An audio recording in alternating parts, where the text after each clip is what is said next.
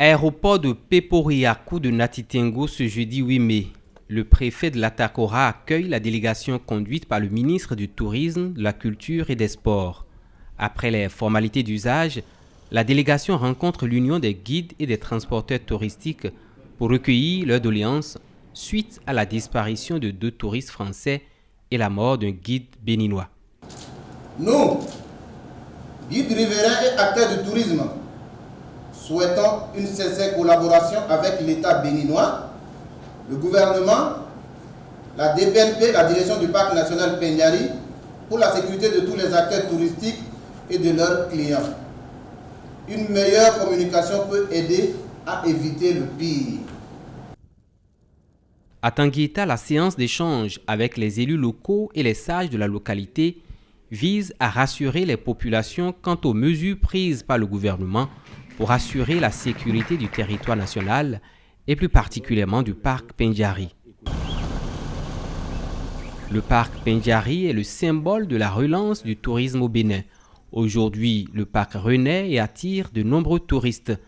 La visite des bureaux a permis à la délégation de se rendre compte du travail abattu par African Park, la structure qui gère le parc Peñari. Son directeur a une pensée pour le guide décédé et le décrit comme l'un des meilleurs guides touristiques.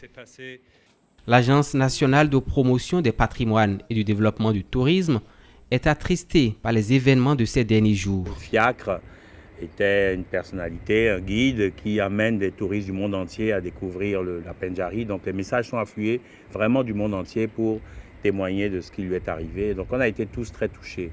Mes mots vont à sa famille, à vous.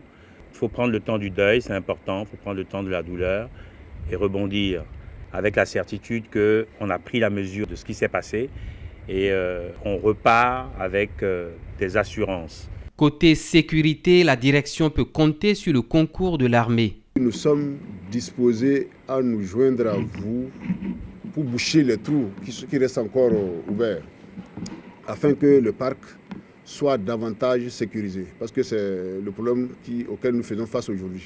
La délégation conduite par le ministre du Tourisme, de la Culture et des Sports a passé une nuit dans le parc Peñari.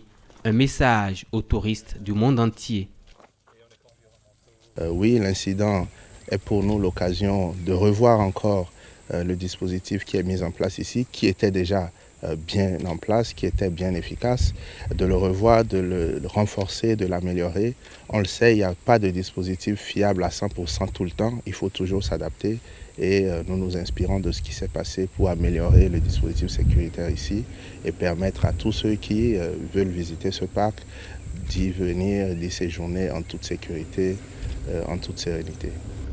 Donc ce parc, ça va, ça fonctionne très bien, vous pouvez y découvrir beaucoup de merveilles. Vous le savez, c'est un patrimoine mondial et je veux inviter tout le monde à continuer à venir au parc. Vive la Peñari.